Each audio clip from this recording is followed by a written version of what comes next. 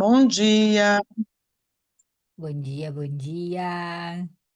Tudo bem com vocês? Bom dia, Instagram. Tudo bem, Instagram? Vamos para mais uma porção semanal?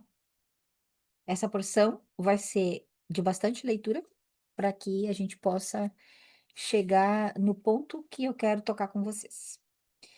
Então, a gente vai começar lendo e trazendo com. Não vou ler corrido, mas eu vou trazendo a história toda da Paraxá, da porção da semana, que começa em Gênesis 23. Então, Gênesis 23 vai falar sobre a morte de Sara. Só que aqui já começa a confusão na nossa cabeça. Por quê? Porque o nome da Paraxá se chama Hayei Sara, que significa o quê? A vida de Sara. E aí ela começa falando do quê? Da morte. Então, o nome dado ao título da porção semanal se chama A Vida de Sara. E o começo da leitura fala sobre a morte dela. Então a gente já fica assim: oi, oi, texto, tudo bom? O que que o senhor quer falar comigo através disso? Então, pronto. Ele fala sobre ali, tendo Sara vivido 127 anos, morreu em Kiriat Arba.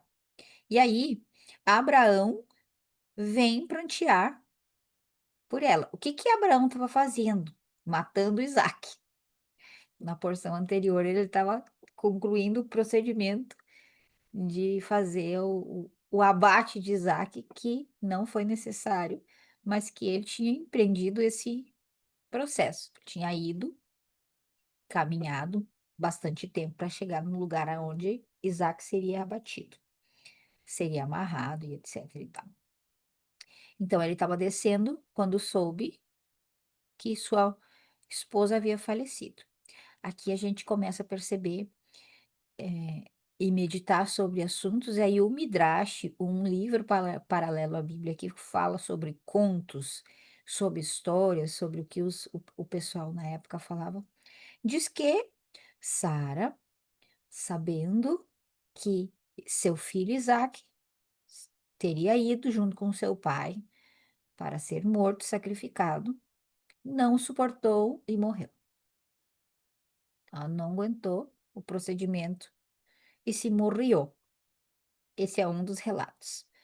E aí você entende ao ler que fala que no 2 morreu em Kiriat Arba, que é Hebrom, na terra de Canaã. Veio Abraão lamentar Sara e chorar, pois veio da onde? Se veio é porque ele não estava. Então a gente conclui que sim, ele estava descendo de volta. Quando ele chegou, a sua esposa já não estava. E aí ele vai procurar comprar a caverna de Marpelá para enterrar a sua morte. E aí ele negocia ali porque a terra não era dele ainda, mesmo que havia a promessa, ele não tinha ainda adquirido, ou não tinha ganhado de herança do Senhor. Então ele comprou a terra de Efron por um preço exorbitante. Há uma negociação bem relatada aqui, com bastante coisa que a gente poderia conversar, mas não é esse o foco para nós hoje. Aí seguimos lá no 24. Abraão enterra Sara, comprou a caverna, comprou a terra onde tinha caverna para enterrar e etc e tal. No capítulo 24, Abraão já era idoso, bem avançado em anos, e o Senhor em tudo o havia abençoado. Disse Abraão ao seu antigo servo da casa, mais antigo servo da casa que governava tudo o que possuía: põe a mão por debaixo da minha coxa para que eu te faça jurar pelo Senhor. Então ele chama o seu servo mais idoso, Eliezer, para fazer o quê? Fazer um juramento de que ele não levaria Isaque para a terra na qual ele foi removido, na parentela dele, mas que ele iria até esse lugar para trazer uma esposa para Isaque. E aí tu pergunta para o texto: nossa, tudo isso para ter uma mulher de uma terra que era da terra da parentela, mas como assim? Deus não tirou Abraão daquela parentela? A mó de que tem que trazer uma mulher de lá, sendo que aonde ele tá tem idolatria. Na parentela dele também tem. Não fazia diferença nenhuma, fazia? Na minha cabeça não fazia. Até eu começar a perguntar pro texto. Eu comecei fazendo essas perguntas, dizendo, me escuta aqui, né? Qual que é a diferença de uma pessoa de um lugar idólatra para outra pessoa de um lugar idólatra? E aí a gente vai entender, como por exemplo lá no Salmo 45, que fala para sair desse lugar. Se ele pegasse uma esposa para seu filho daquele mesmo lugar que ele já estava assentado, essa esposa não sairia da sua parentela, permaneceria perto dos seus, logo ficaria muito mais difícil empreender aquilo que esse texto está ensinando a gente, que vocês já vão pegar aí. Então, aí começa a fazer sentido. Ele precisa pegar uma pessoa de longe para que a pessoa de longe saia de perto dos seus costumes, saia de perto dos seus ídolos, saia de perto da sua parentela, saia de perto das suas questões aditivas. Eu tenho vício emocional em brigar com a minha mãe. Então, se eu me casar, eu tenho que sair de perto disso, porque o meu marido não tem nada a ver com isso e eu tenho um propósito me casando. Então, o texto está querendo trazer essa menção para nós de que esse lugar era tão, tão, tão, tão, tão importante, sair da sua parentela é tão, tão, tão importante que Abraão fez o seu servo jurar. Quando fala aqui jurar pelo Senhor, por baixo da minha coxa, ele está dizendo: pega no meu saco, pega no meu prepúcio, pega na minha Brit Milá. Então, segura na minha aliança física e faz um juramento. Um negócio bem significativo. Então, pronto. Eliezer foi e levou consigo 10 camelos para a cidade aonde eram os parentes de Abraão. E aí, chegando lá, começa um assunto interessante. Eliezer disse no Gênesis 24, versículo 12. Ele ora ao Senhor e disse consigo: Ó Senhor, Deus de meu senhor Abraão, rogo-te que me acudas hoje e uses de bondade para com o meu senhor Abraão. Eis que estou ao pé da fonte de água, e as filhas dos homens dessa cidade saem para tirar água. Dá-me, pois, que a moça a quem eu disser, inclina o cântaro para que eu beba, e ela me responder: Bebe, e darei ainda de beber aos teus camelos.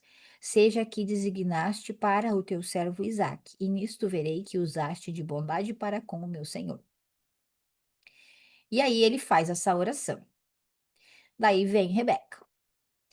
Vem Rebeca, bem bonita. A moça era formosa, como diz aqui no versículo 16. E aí, o que é que ela faz? Ele pede, então, lá no 17. Então o servo saiu-lhe ao encontro e disse: Dá-me de beber um pouco de água do teu cântaro. Ela respondeu: Bebe, meu senhor, e prontamente, baixando o cântaro para a mão, lhe deu de beber. Acabando ela de dar de beber, disse: Tirarei água também para os teus camelos, até que todos bebam. E apressando-se em despejar o cântaro no bebedouro, correu outra vez ao poço para tirar mais água. Tirou e deu a todos os camelos. O homem a observava em silêncio atentamente. Aí tu começa a perguntar para o texto de novo. Escuta aqui. Eliezer não era servo de Abraão? Era.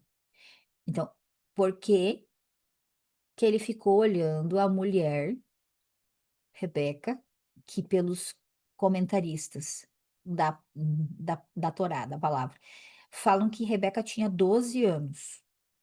Uns dizem que tem menos, mas 12 anos eu achei meio relevante por causa dessa história aqui. Como é que um homem que já é velho, que já é servo, que é escravo, simplesmente vai ficar olhando a mulher tirando água, adoidada, para 10 camelos? 10 camelos não é um cântaro, é muito. E dizia que ela se apressava, então ela fazia esse câmbio de água. Cântaro na água, bota no bebedouro, água, bebedouro. E ele ficava lá olhando, tipo, o que é isso? Por que que esse homem não se levantou? E ele mesmo pegou o cântaro dela pediu emprestado, me dá aqui teu cântaro que eu vou pegar água para os meus animais. Hã? E eu fiquei: "Oi? Que é isso?". Aí tá, passou isso, ele deu joias para ela e perguntou se podia ficar na casa dela. Aí ela foi, se apressou e disse: "Não, temos palha, temos pasto, pode passar a noite lá e tal". E aí ela foi para casa correndo, avisou os pais. Aí vem Labão interessado nessa história, etc e tal. E aí o que que acontece? Lá no versículo 42 começa de novo. Aí lá daí Eliezer vai para casa de Labão e Betuel. Labão é irmão de Rebeca, e ele conta a mesma história. Hoje, pois, cheguei à fonte e disse comigo, ó Senhor, Deus de meu senhor Abraão, se me levas a bom termo a jornada em que sigo, eis que me agora junto à fonte de água, a moça que sair para tirar água, a quem eu disser, dá-me um pouco de água do meu cântaro, e ela me responder, bebe também, tirarei água para os teus camelos. Seja essa mulher que o Senhor designou para o filho do meu senhor. Considerável assim no meu íntimo, quando saiu Rebeca trazer seu cântaro. Ao ombro, desceu à fonte e tirou água. E eu lhes disse: Peço-te que me dês de beber. Ela se apressou, abaixando o cântaro do ombro, e disse: Bebe, também darei de beber a seus camelos. Bebi e ela deu de beber aos camelos. Ou seja, ele está contando de novo a história. E aí, meu último questionamento para o texto. Por que a Bíblia gastou tinta para relatar 3 vezes a mesma coisa? Porque ele ora para o Senhor, pedindo: Senhor, se vier a mulher e der água para mim, e der água para os meus 10 camelos, eu vou saber que é essa. Ele experiencia isso e é relatado também. Depois ele vai dar testemunho. São 3 pontos. Primeiro, oração relatada. Segundo, experiência vivenciada. Terceiro, testemunho compartilhado. Então, a Bíblia faz questão de gastar caneta, tinta, tinteiro, para relatar essa passagem 3 vezes. Aí tu pensa assim, por quê? Que estranho. E aí depois dele relatar, ele disse que vai levar a menina para casa para ser a esposa de Isaac. E aí a mãe diz, não, deixa ela aqui mais um tempo. E ele disse, não, tem que ser agora, menos que ela não queira. Daí ela disse, eu vou. E aí eles foram. E aí Isaac sai para orar durante a tarde e eles se encontram a primeira vez. Rebeca é levada para a tenda de Sara. Isaac a ama e se torna esposo e mulher. E aí depois fala da descendência de Abraão e Queturá, ou seja, Abraão teve mais filhos. Tem alguns detalhes aqui que fala nessa Bíblia que eu tenho aqui, que Queturá é Agar. Então tu pensa, oi, Agar, Agar voltou do deserto, e aí faz sentido porque ali tá falando que Ismael estava ali próximo, e quando relata a morte de Abraão, morreu, feliz da vida na sua velhice, no capítulo 25 de Gênesis, no versículo 8. Expirou Abraão, morreu em ditosa velhice, avançado em anos, e foi reunido ao seu povo. Sepultaram-no Isaque e Ismael, seus filhos, na caverna de Macpelá, no campo de Efron, filho de Zoar, Eteu, fronteira a Manre. Ou seja, ele relata a morte de Abraão no final da nossa porção. E fala que Ismael tá ali juntinho, depois fala da morte de Ismael, e aí conclui. Mas Ismael e Isaac estão juntinhos, então faz sentido que Queturá seja Agar mesmo, que tenha retornado para casa para a tenda de Abraão, para conviver com ele o restante da vida. E aí volta lá no início e fica refletindo sobre o texto inteiro que a gente leu, e tem muitas coisas que a gente pode levar em consideração, mas eu escolhi conversar com vocês sobre legado. tá falando sobre a porção fala sobre a vida de Sara. Começa com a morte de Sara. Quando morre alguém, a gente sempre reflete sobre a vida. Inevitável. Quando tem uma morte, a gente reflete sobre a vida. Então, eu pensei, gente, tá falando da vida de Sara e começa com a morte dela, termina com a morte de Abraão. Inevitavelmente, eu tenho que refletir sobre a vida, sobre o legado, sobre o quanto a gente precisa pensar na nossa descendência, então. Quem vai deixar? E o quão importante foi esse casamento no meio dessa paraxá. Então, é uma porção que fala de uma morte, um casamento e uma morte. Uma morte, a escolha de um casamento, regada a um conteúdo, a escolha de um casamento.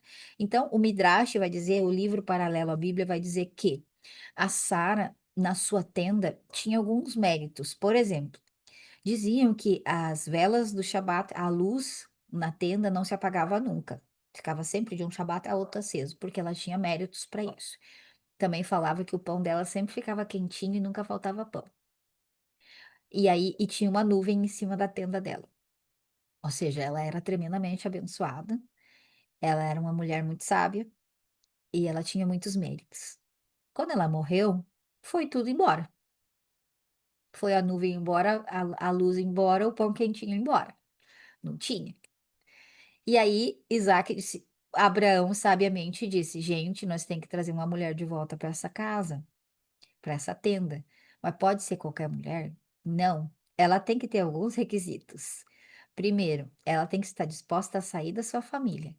Então, se eu pegar alguém daqui, não vai dar certo, porque essa mulher tem que ser disposta a sair da sua família. Aqui já vai a primeira pergunta para vocês. Vocês, nos seus casamentos, ficam trazendo os costumes da sua família para dentro da sua casa? Ou você simplesmente, quando se casa, vai em direção à família do seu esposo para emular essa família, não no quesito herança, coisas ruins, mas para ser um vaso para o seu esposo. Você faz isso? Ou você não, porque lá em casa, porque a minha mãe, porque deixa a sua mãe se meter no seu casamento.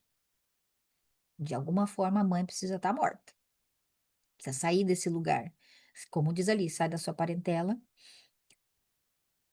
como ele falou para Abraão, e como ele está trazendo esse mesmo contexto para Isaac, para buscar uma esposa que possa fazer isso. Esse é o primeiro ponto.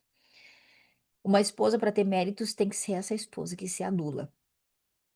Segundo ponto, ele falou 3 vezes a mesmíssima coisa por algum motivo. Ele falou, declarou, usou tinta de caneta para escrever que a mulher tinha tirado água, não só para ele, mas para os seus 10 camelos. 10 camelos é muito camelo, gente. Dar água para 10 camelos depois de uma jornada é muito camelo, é muita água, não é pouca água.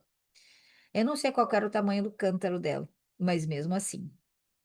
E aquela dúvida que paira no ar, por que raios aquele homem não pegou o próprio cântaro dela e puxou a água ele mesmo, uma vez que ele era escravo? Pois a gente fala sobre isso. Então ele relata 3 vezes, não é por acaso, porque eles estavam buscando uma mulher que tinha generosidade. Ela era uma mulher generosa, Rebeca. Não só generosa, ela tinha uma capacidade de se apressar a contribuir com a vida do outro. E aí tu pensa assim, será que isso tem a ver com Sara? Os méritos da tenda de Sara, muito provavelmente, vinha desse lugar, porque Abraão era aquele que ficava na beirada da tenda esperando as pessoas passarem para poder dar comida para as pessoas. Era a maneira como que ele fazia de pregar, vamos chamar entre aspas de evangelho. Por quê? Porque ele estava entre um povo idólatra que cultuava vários deuses. E o que que ele fazia? Ele fazia banquetes para essas pessoas que passavam, os nômades que passavam lá na frente. E por isso que ele peregrinava tanto também na terra. O Senhor mandou, ó, faz uma volta na terra que eu te dei como herança e peregrina sobre ela. E ele foi fazendo isso. E aí ele fazia comida. Quem fazia? Sara. Não era? Abraão ficava pro lado de fora. E ele descobria o que, que as pessoas ali gostavam e aí falava para Sara, Sara ia providenciar. Então essa mulher passava cozinhando, disposta a doar, a fazer para o outro, a fazer obedecendo seu marido e fazendo para o outro. Então eles precisavam encontrar uma substituta para isso. Porque nesse empreendimento, por exemplo, eu não tem relatos na Bíblia de que Isaac fazia a mesma coisa. Nesse empreendimento, por exemplo, Abraão dava a comida para esses nômades e no final ele dizia: "Você pode pagar pelo seu alimento ou você pode participar da bênção". É óbvio que a maioria das pessoas iam querer participar da bênção. E a bênção era para declarar que Deus é um, Adonai Echad. Então, era a maneira como é que ele ia fazendo com que as pessoas declarassem com as suas bocas de que Adonai é Echad. Pode falar, Ju.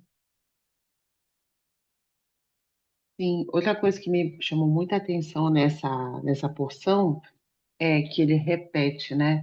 Ele fez a oração e antes que ele acabasse de falar no coração, eis que Rebeca saía. Antes que ele acabasse de falar, era um movimento do Senhor, ele já mandou a resposta. E ele repete isso duas vezes, porque é um movimento de Deus. Deus precisava daquela, né? Era só isso que eu queria. Isso me chamou a atenção agora. Sim, e até a própria promessa de Abraão para seu servo, nos versículos anteriores, diz: o Senhor vai enviar um anjo à frente para fazer o processo. Tipo, não te preocupa, faz o teu juramento, que o resto quem cuida é Deus. Faz o teu juramento, que ele estava receoso, Eliezer estava receoso, ele dizia assim: "Oi, Senhor, mas se eu for lá e a mulher não quiser vir, o que que eu faço? Eu levo Isaac para lá?" "Não, tu não pode levar Isaac para lá. Essa mulher tem que vir. Se caso ela não quiser vir, aí o teu juramento é anulado. Então, confia, o anjo do Senhor vai na frente, vai fazer todo o processo." E o curioso para mim é relatar 3 vezes em uma folha, gastar tinta para escrever 3 vezes a mesma coisa. Isso ficou muito chocante para mim. Essa moça levando essas águas para esses camelos, o quanto que ela tinha essa disponibilidade. E aí fala-se que quando Rebeca voltou não, foi para o encontro com Isaac, Isaac levou ela para onde? Para a tenda de Sara. Quando ela chega próximo da tenda de Sara, vamos imaginar, as luzes se acenderam. Fez plim, a nuvem veio, a luz acendeu e o pão ficou quentinho. E eles disseram: "Ha! Era essa." Por quê? Porque ela também tinha os mesmos méritos, que é bondade, um mérito de bondade, de: "Não, espera aí, eu tô vendo que teus camelos também estão com fome, estão com sede, eu vou dar de beber para eles." Proativa na bondade. Então, a o nosso legado precisa ser nesse lugar. Nós temos que selecionar filhas para os nossos filhos? Não é sobre isso, é sobre a gente ensinar os nossos a como amar, passar esse legado adiante. Como é que a gente ama a outra pessoa? Como é que a gente ensina os nossos a amar? Sendo ativa na doação, ativa em fazer ofertas, ativa em ver a necessidade do outro. Que geralmente a gente tá?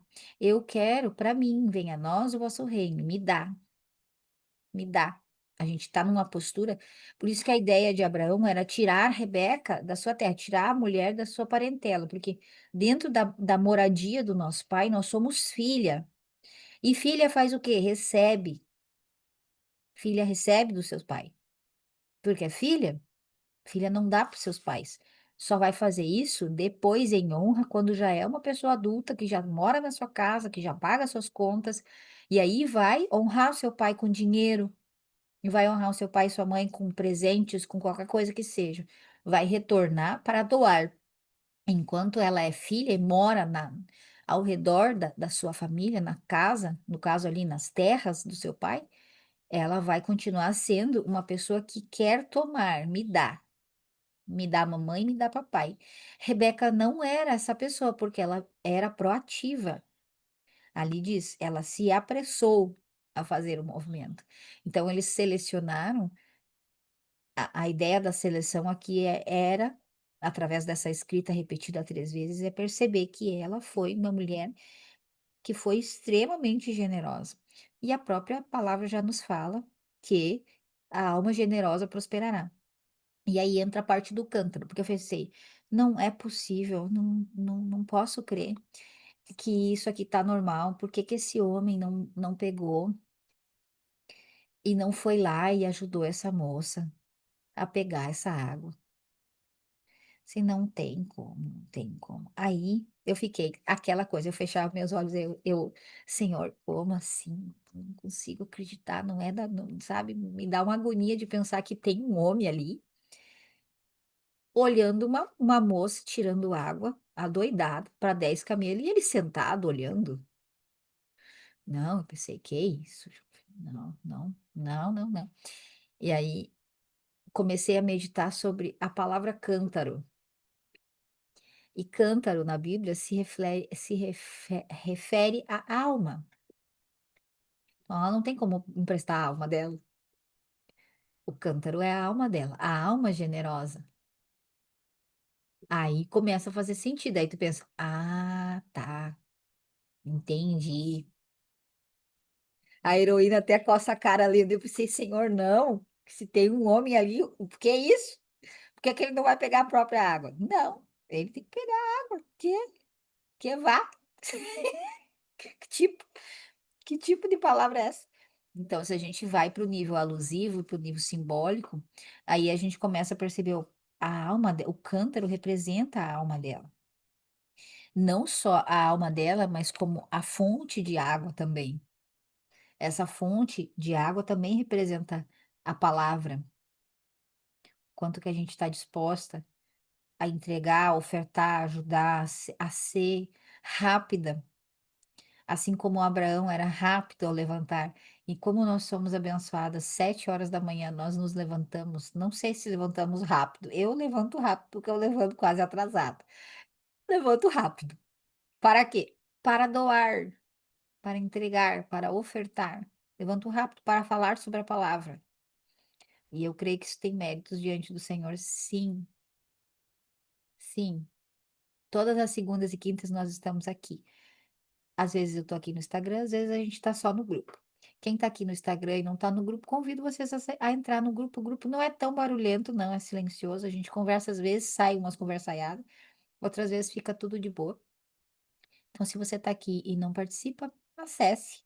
Lá também a gente tem leituras às 8h30 de livros maravilhosos que fazem muito para nossa vida, modificam muito a nossa percepção de realidade. E a gente também faz orações. Então, a gente traz uma palavra e faz orações em cima dela. Eu fico aqui no Instagram, a gente vai fazer uma oração agora no grupo e conversar um pouquinho mais. Um beijo para todos vocês e até semana que vem com a próxima Paraxá.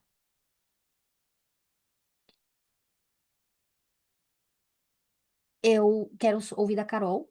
O que que é isso? Somos todas Eleazar, mas como, Senhor? Mas e se? Como assim? Me fala a tua percepção e quem quiser compartilhar também suas percepções antes da gente orar, vai ser de bom agrado. Quando a gente, bom dia, meninas. Quando a gente recebe uma palavra do Senhor, nossa primeira reação é questionar, né?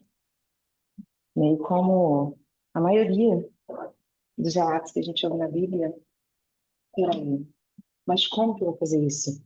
Mas e se ela não quiser vir? E aí, o que que eu faço? Maria, você vai quebrar. Mas como, Senhor, eu sou virgem? Mas peraí, Senhor. A gente não assimila, a gente para na página 1, né? Vamos para 2. Então, nesse sentido que a gente é bem Eleazar, né?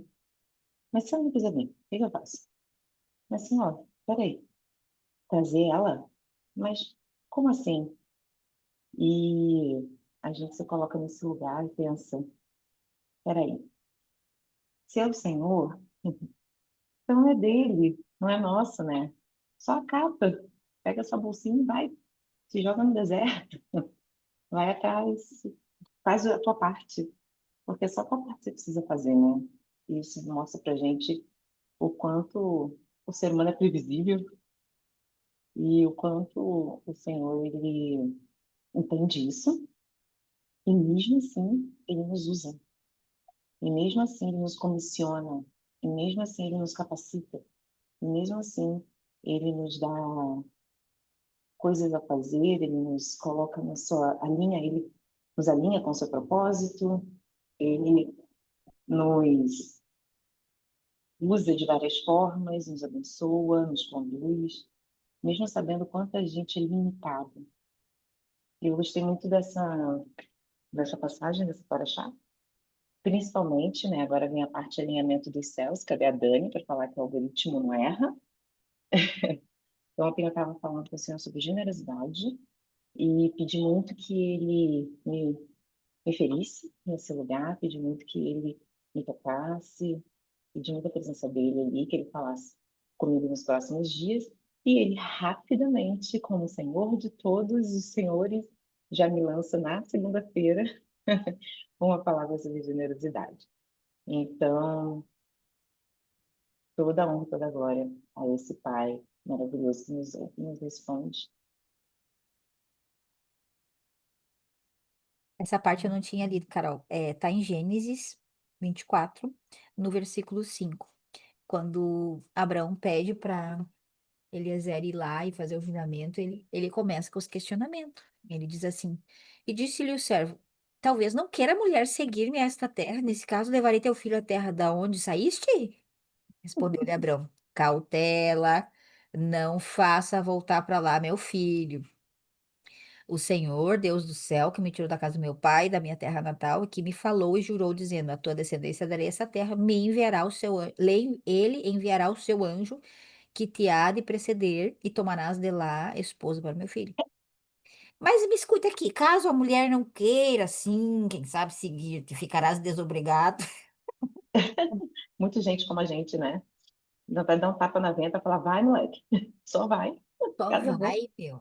Só vai logo. Aí tu pensa assim, e aí o contraste com Rebeca que se apressa lá no 24, no 20 e apressando-se em despejar o cântaro no bebedouro, correu outra vez ao poço para tirar a água. Ela não tava, que ela não tinha ninguém para questionar ali. Ela era uma alma, além de generosa, a gente pode chamar que a alma generosa é livre. Por quê? Porque ela é como uma criança que, uhul, 10 camelos! Vamos dar água para toda essa galera. Tipo, livre, liberta, não tem. Tá, mas e isso aqui? Não, mas espera, não, mas e 10 camelos, né? O meu questionamento, senhor, mas um homem ali olhando como é que essa mulher, que isso? Questionando. E E depois, Sheila, eu vou te falar rapidinho, isso é uma missão, tá? Porque eu já morei num lugar durante um ano que tinha cavalo, tinha boi, tinha tudo que você pode imaginar. E uma vez tinha um cavalo na porta da minha casa e eu, grávida da Duda, fui dar água para ele em balde. Eu enchi para aquele cavalo, se não me engano, uns 10 baldes. O cavalo não parava de beber o raio d'água. Agora tu pensa num camelo que anda quilômetros e quilômetros no deserto. O que que essa mulher não deve ter puxado água daquele poço? A gente rapidamente ia dar com o balde na cabeça do homem. Você me ajuda aqui, por favor, tu puxa aqui comigo. Rapidamente a gente já pensa logo, gente, mas esse homem não vai me ajudar, não é sério que ele vai ficar sentado no meio. Talvez ela tenha ficado uma tarde inteira tirando água. É muito camelo, gente, são 10 camelos. Que alma generosa e disposta, sinceramente. Um grande exemplo assim, da gente parar para pensar um pouquinho na prática, né? sim, tu pensa, um camelo, aqui eu botei agora no chat GPT, um camelo adulto pode beber entre 100 a 150 litros de água de uma só vez, depois de uma longa viagem ou período de desidratação, e isso em menos de 10 minutos. Então ele faz assim, né? Ele... O Jardel tá rindo lá do outro lado. Ei, meninas, eu acho interessante. Para mim não me chocou que Eleazar ficasse olhando ela tirar as águas, porque foi exatamente a oração que ele tinha pedido ao Senhor, que a mulher me dê de beber e que ela dê água para os camelos. Então ele estava vendo a promessa se cumprir ali diante dos olhos dele. Quer dizer, não tem como ter dúvida depois disso. É ela. Para mim não me chocou. em outra versão, essa minha aqui tá, o homem observava em silêncio atentamente, mas em outra dizia que ele estava apavorado, tipo ele: "Hã!", aí ele ficou doidão assim, atônito, e pensou: "Uau!", né, ela tá rapidamente fazendo isso, mas eu, como Carol, se tivesse que fazer essa pegar água, botar água, pegar água, botar água, pensa no meu cé eu poderia fazer com o maior amor do mundo, mas o meu cérebro ia fulminar esse homem de 20 vezes, cada ida e volta, com raiva. "Que isso?". E depois, lá no 28, ela continua: "E a moça correu e contou à casa dos seus pais todas essas coisas". Ou seja, ela não cansa, ela continua feliz da vida. Ela foi correndo contar. Tipo: "Mãe, ganhei um bracelete, tô assim, ó, feliz da vida". Eu ia dizer assim: "Gente, tô acabada, tô morta". Como diz a minha mãe, ó, a parentela aí, ó, como diz a minha mãe tem umas palavras: "Tô desossada de tanto que trabalhei". É, a mãe tem essa palavra, desossada, eu fico imaginando, desossar é tirar os ossos. Não, olha, só ver. Então fala sobre essa mulher extremamente generosa, essa alma, esse cântaro que baixa com a água, que é generoso. E a Bíblia já diz: "A alma generosa prosperará". Então essa alma generosa prosperou e teve méritos para poder, perpetuar o legado de Sara, sabendo que viriam coisas aí pela frente. Lá no Salmo 45 diz assim: "De boas palavras transborda meu coração. Ao rei consagro o que compus. A minha língua é como a pena de habilidoso escritor. Tu és o mais formoso dos filhos dos homens. Nos teus lábios se extravasou a graça. Por isso, Deus te abençoou para sempre. Cinja a espada no teu flanco, herói. Cinja a tua glória e a tua majestade. E nessa majestade cavalga prosperamente, pela causa da verdade e da justiça. E da tua destras ensinará proezas. As tuas setas são agudas, penetram o coração dos inimigos do rei. Os povos caem submissos a ti. O teu trono, ó Deus, é para todo sempre. Cetro de equidade é o cetro do teu reino. Amas a justiça e odeia a iniquidade. Por isso, Deus, o teu Deus, te ungiu com óleo de alegria, como a nenhum dos teus companheiros. Todas as tuas vestes recendem a mirra, aloés e cássia de palácios de marfim, soam instrumentos de cordas que te alegram. Filhas de reis se encontram entre as tuas damas de honra. À tua direita está a rainha adornada de ouro finíssimo de Ofir. Ouve, filha, vê, dá atenção. Ouve, alma, filhas do Pai, filhas do jardim de oração, amadas do Pai, deixem sua alma perceber essa palavra. Vê, dá atenção, esquece o teu povo e a casa do teu pai.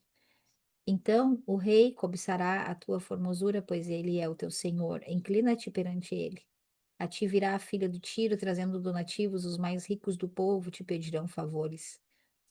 Toda formosura é a filha do rei no interior do palácio, a sua vestidura é recamada de ouro.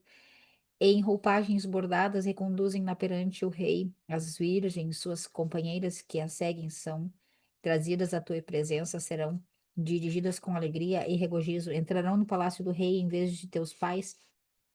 Serão teus filhos, os quais fará príncipes por toda a terra. O teu nome eu farei celebrado de geração a geração, e assim os povos te louvarão para todo o sempre. Vamos orar? Alguém mais quer comentar alguma coisa? Sim, só uma coisa que me passou aqui rapidamente pela cabeça é a diferença entre Rebeca e Labão. Labão ficou na terra, ficou com os pais e depois ele ficou aquele homem, né, falcatrua que a gente vê depois, né, quando ele recebe Jacó. E Rebeca, que saiu da terra, ela teve essa abertura, essa porção, sair dessa dependência, dessa coisa emocional da família. Muito interessante. E aí, se a gente for olhar esse, para essa parte que eu falei no final do cântaro, esse processo ser um processo da alma, Labão não fez esse processo, né? Ele continuou lá, né? Essa alma que sai, que é livre, que está disposta a fazer coisas para o Senhor. Que o anjo estava ali coordenando tudo, assim como a Ju percebeu. Eliezer terminou de orar em seu coração, nem em voz alta ele não estava orando, ele estava orando no seu coração. Ele nem termina, já abre os olhos, a Rebeca já está ali. Então ela é uma alma que se deixa levar pela voz do Senhor na cabeça dela. Uma alma leve, que ela vai, por isso que ela vai rápido, ela vai. Uma alma pesada é lenta. Uma pessoa pesada é lenta. Não existe pessoa pesada rápida.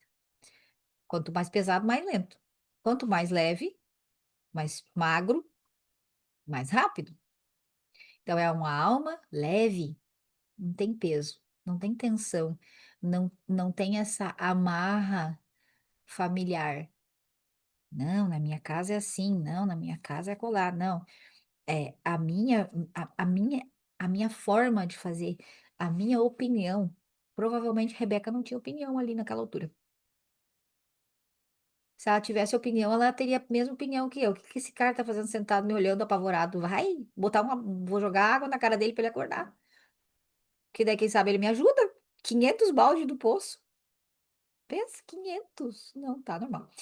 Há relatos que a água do poço subia para a Rebeca.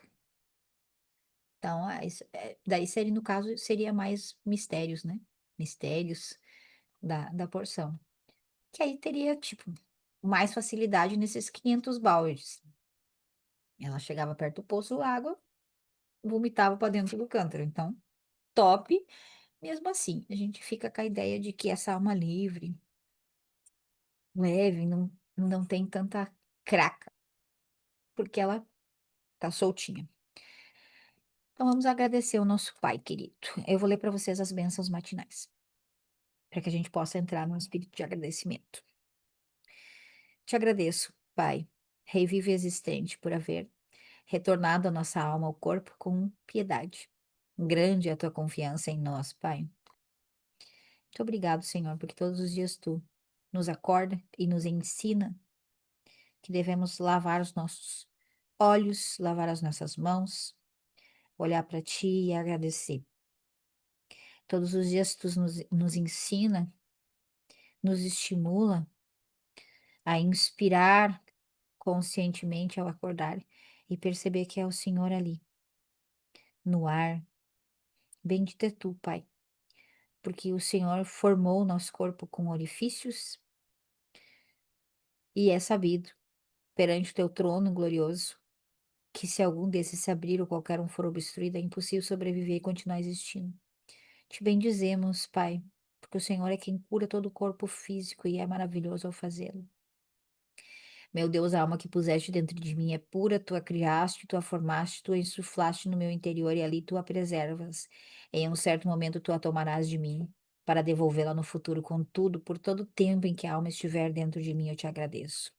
Eterno meu Deus, Deus dos meus antepassados, mestre de todas as criaturas, Senhor de todas as almas, bendito és tu, Pai, por retornares as almas para dentro dos corpos e restaurarem todas para mais um dia de vida. Bendito és tu, Senhor, que dá inteligência ao galo para distinguir entre o dia e a noite. Bendito és tu, Pai, que dá inteligência à nossa alma, à nossa consciência, ao nosso intelecto para distinguir entre o dia e a noite. Muito obrigado, Pai, porque é tu que abre os nossos olhos pela manhã, tu que nos liberta das prisões da nossa mente, tu renova a nossa mente a cada manhã, a cada porção, e te agradecemos por isso. Tu se revela a cada paraxá de maneiras únicas e individuais. Tu faz de nós mais íntimas de ti e nós te agradecemos por isso.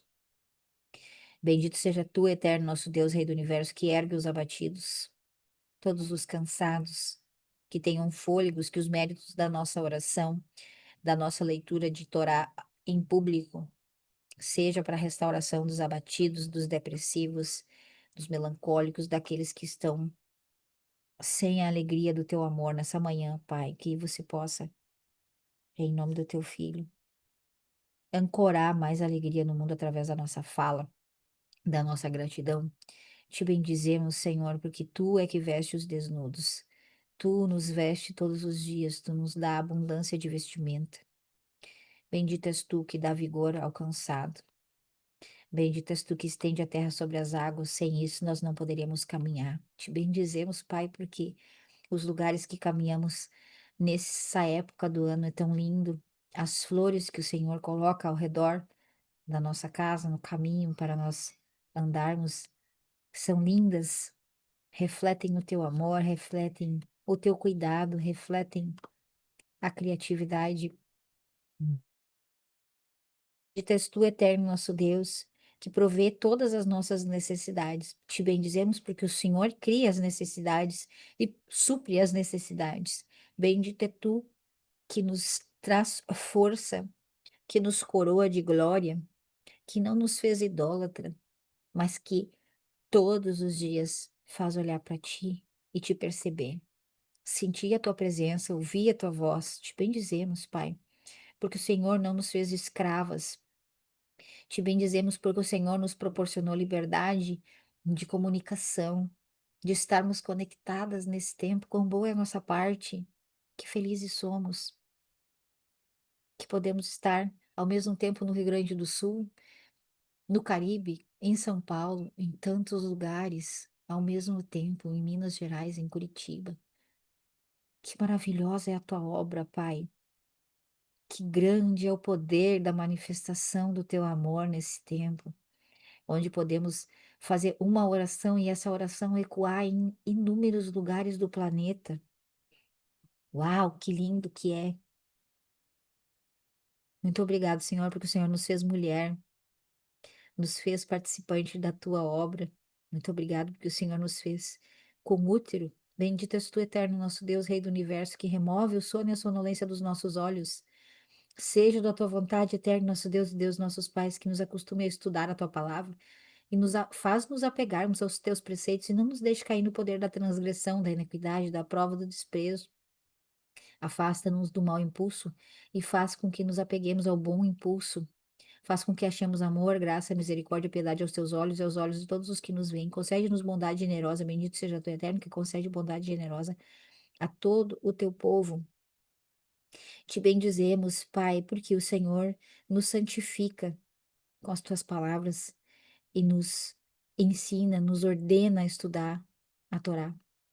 Te bendizemos, Senhor, e rogamos-te que torne agradável ao nosso coração as palavras da tua Torá em nossa boca e na boca de todas as mulheres. Assim sejamos nós, nossas descendências e a descendência dos nossos descendentes, todos conhecedores do teu nome, estudantes da tua palavra, pelo seu valor. Bendito seja tu, eterno, que ensina a Torá a teu povo de Israel. Bendito seja tu, eterno Rei do universo, que nos escolheste dentre todos os povos e nos deste a tua Torá. Bendito seja tu, eterno, que outorga a Torá. Pai, nós te agradecemos. O Senhor nos entrega a sua palavra todas as manhãs. O Senhor permanece criando a todo tempo. Enquanto nós estamos dormindo, descansando, o Senhor continua criando, o Senhor continua sustentando a tua própria obra. Que linda que é a nossa parte, nós te bendizemos por isso, Pai. Quão maravilhosa é a obra da tua criação.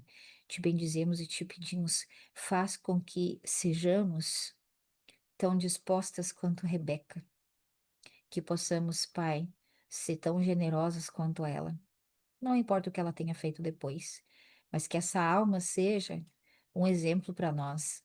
Que a alma de Sara, assim como a alma de Rebeca e as outras matriarcas, seja um exemplo para que nós possamos nos espelhar, para que essa palavra não seja somente uma palavra histórica, não seja somente uma porção, mas que nós possamos levar ela inculcada em nós e que nós possamos inculcar elas nos nossos filhos, falando para eles, sentado na nossa casa, andando pelo caminho, ao deitar-te e ao levantar-te, que nós possamos ter um legado com os nossos filhos, para que nós possamos ensinar eles a serem generosos, a serem livres, almas livres, libertas, libertas de escravidão mental, libertas de cativeiros, de parentes que falam como tinha que ser, como deve ser ou como sempre foi.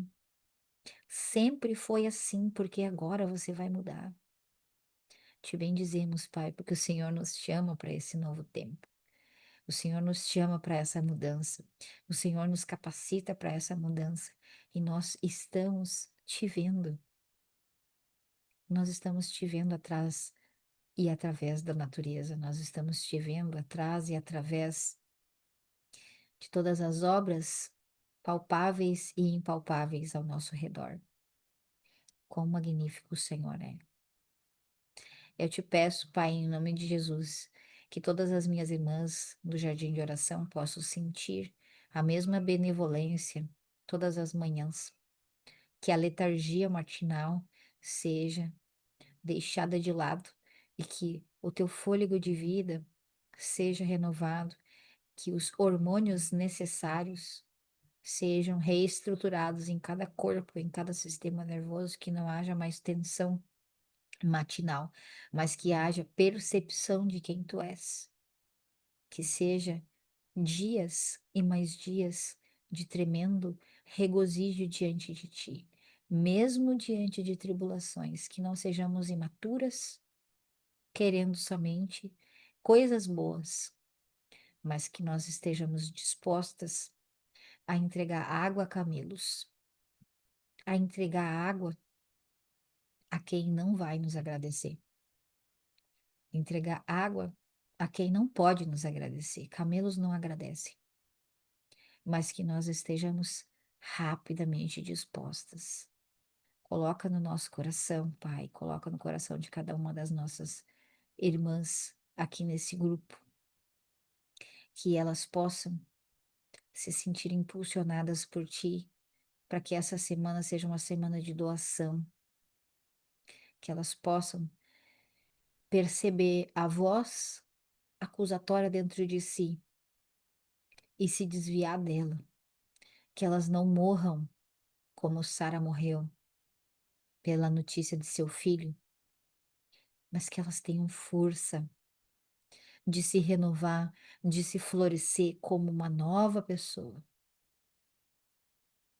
que elas sejam transformadas dentro do seu intelecto, dentro do seu coração, que haja fundamento, que haja firmamento, que elas possam ter certeza de que sair da sua parentela é a melhor opção, que aquela mentalidade da mãe possa ser questionada não para desonrá-la, mas por honra, ir em direção, dá-nos força e capacitação para que todas nós possamos ser para nossos maridos como Rebeca foi para Isaac, dentro da tenda da sua sogra, que não sejamos aquela que se fecha diante disso, mas que se revela capaz de abraçar a história do marido e não a nossa própria. Remove de dentro de nós o orgulho e a soberba de querer impor nos nossos maridos aquilo que nós acreditamos. Faz-nos suportar, Pai, com força, com alegria, com contentamento, aquilo que o nosso marido nos diz para fazer, mesmo sendo difícil, que nós possamos ser capacitadas a segui-lo, que nós possamos ser capacitados a olhar para ele como um emissário do Senhor. Abre os nossos olhos para ver como o Senhor vê eles, para que não sejamos mais aquelas briguentas, fechadas, questionadoras, querendo entender o que o Senhor vai fazer na vida deles, para que eles nos beneficiem, mas que nós possamos ser essa alma que se entrega, não importa quantos camelos tem que dar água. Não estou nem pensando nisso. Que nós possamos ser livres, livres como Rebeca, liberta os nossos corações de todo medo, de toda dúvida. Liberta, Senhor, que nós possamos ter orações diante de Ti que te são agradáveis. Ensina-nos a orar de uma maneira que te convença. Ensina-nos e coloca palavras na nossa boca que possam despertar a tua misericórdia, o teu hesed, a tua bondade em nós. Desperta o teu hesed em nós, que nós possamos ser emissárias do teu amor e não do teu julgamento, que nós possamos deixar de lado a nossa opinião e cultuar apenas a tua palavra pelo teu valor, Pai. Coloca gratidões no nosso coração, que nós possamos te bendizer por todas as coisas. Te bendizemos pelo café, te bendizemos pela água, te bendizemos pela saúde, te bendizemos pela nossa pele, te bendizemos pela terra, te bendizemos, Pai, por todas as coisas que o Senhor faz para conosco. Quão grande é a tua obra, quão boa é a nossa parte, quão justa é as coisas que o Senhor faz conosco. Que todos aqueles que estão com sede possam se sentir saciados, que todos os que estão com fome possam ser despertados, assim como eu fui despertada, que eu possa ser usada como um instrumento para despertar mais pessoas. Se isso for da sua vontade, que seja da tua vontade, que possamos ser colaboradoras, co-criadoras da realidade do reino na nossa casa, no nosso bairro, para os nossos vizinhos, que a nossa rua possa perceber a santidade do nosso lar, que o nosso pão seja santificado todas as semanas, que as nossas mãos produzam alimentos que tragam cura, que reúnem a família, que tragam união e conexão, que haja amor entre nós, que haja paz entre nós, que haja abundância entre nós. Em nome de Jesus. Alguém quer continuar?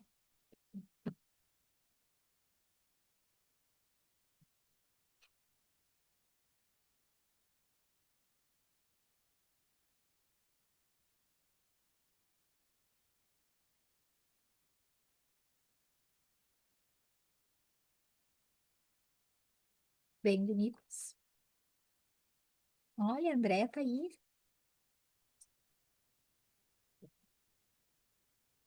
Muito bom. Sheila, eu quero só agradecer que tu foi boca de Deus, resposta de oração para essa alma livre, desapego. Só tenho que agradecer. Era uma resposta que eu passei a noite orando sobre isso e a conversa que eu tive ontem com meu marido, mas ainda minha alma estava presa, esperando o retorno dele, aonde esse retorno estava dentro de mim, e se ele e liberar, desapegar. Nossa, essa palavra assim caiu como se tivesse te vestindo uma roupa assim que serviu todinha para mim. Amém. Amém. Sai desse lugar do luto, porque a porção começa justamente com isso. A porção fala da morte de Sara, a vida de Sara, Raiei Sara. Só que começa com a morte dela. Aí depois Uhum. a porção fala da vida e começa com a morte. Faz sentido porque quando morre alguém a gente pensa na vida dessa pessoa. Mas também tem, aí vem as historinhas paralelas. O Midrash vai falar que Hassatan veio para Sara colocar na Uhum. cabeça dela palavras do tipo, tá vendo? Teu filho, teu único filho, começou a... E ela não aguentou. Aham. Então, ela não suportou o luto. Uhum. Entender? Não importa. Se Deus me fez uma promessa, ele é Deus para cumprir essa promessa. Se ele vai pedir o Isaac em sacrifício, ele vai ressuscitar Isaac. Abraão Uhum. tinha essa fé. Então, se ele está pedindo isso, ele mata e ressuscita na mesma hora. Não é sobre isso. O próprio Aham. Isaac também tinha essa mesma consciência, tanto é que ele subiu e ficou de boa e foi amarrado de boa até achar o dito carneiro. Sara não teve esse e saiu do corpo, se Uhum. faleceu. Então eu fiquei refletindo sobre a influência dessa semana e pensei justamente sobre essa parte. o quanto nós nos apegamos, aí mistura Sara com Rebeca, o quanto nos apegamos à família, o conhecido, aos valores, às crenças da nossa casa, da nossa parentela, a gente se agarra aqui, sabe? Não saio daqui ninguém me tira, porque eu sempre pensei assim, sempre foi assim, eu não me permito viver algo novo. Mesmo que esse novo se pareça esquisito, porque na verdade o novo é esquisito, senão não é novo. Se não for esquisito, é a mesma coisa. O novo é esquisito, porque tu nunca viu aquilo, tu nunca fez aquilo. É novo. Não tem outra palavra. O novo é estranho, É. novidade. Nossa, se assusta. Uhum. Tem que ser nessa medida, novidade. Vou dar água para 10 camelos, uma novidade. Tô passando sem nada, vou dar água para 10 camelos. É. Não é algo comum. Então, o Senhor está tirando a gente desse lugar essa semana. Tem essa influência. O Senhor está tirando desse lugar e não deixa a gente viver o luto. Porque quando Abraão vem prantear, já tem a história do casamento. Então, é para ser uma porção que fala sobre luto. Morte de Abraão, morte de Sara, morte de Ismael. Só que é uma paraxá de alegria, porque existe um casamento. Uhum. Então, entre o lamento, tem um casamento e outro lamento. E o que permanece é o casamento. Por quê? Porque é legado. Uhum. Então, ao invés de ficar presa no lugar, vaza para o legado, para aquilo que não sei o que vai ser, mas é novo. E eu sei que esse é o que gerará coisas futuras. Uhum. É isso que gerará coisas futuras, porque do casamento nasce novas realidades. Desse casamento nasce a próxima geração, legado. Uhum. A alma tem que se liberta. E aí a gente pode fazer analogia bem, bem maluca e simbólica, mas que vai fazer sentido. Sara morre como essa alma velha, carrancuda já, mesmo cheia de mérito, mesmo seja uma pessoa bondosa, etc, etc, etc. Mas ela já estava velha, para que floresça nela, na mesma tenda, Rebeca. Uhum. Tira o contexto histórico e coisas fora, é tudo dentro. Tudo esse povo tá dentro. Sara tá dentro, Rebeca tá dentro. Então, essa porção velha em nós, que já não, sabe, tá muito velha, morre Uhum. e nasce essa alma leve, Rebeca, em nós. Amém. Amém. Então, tem tudo a ver com a tua história, né? Essa semana, essa influência tá bem forte. Casar. Bem, exatamente. Lindo Casar demais. leve, né? Leve, desimpedida. Se lembrar do passado, passado ficou para trás. Deixei lá na casa de Betuel, lá junto com meu irmão Labão. Já era. Nem lembro mais disso. Certo, minha gente? Amém. Bora para nossa porção às 8h30 para a leitura do nosso livro. Deixar morrer para nascer o casamento. Deixar morrer para nascer aquilo que gerará o legado. O casamento fala sobre isso. Beijo para todas e até já já às 8h30.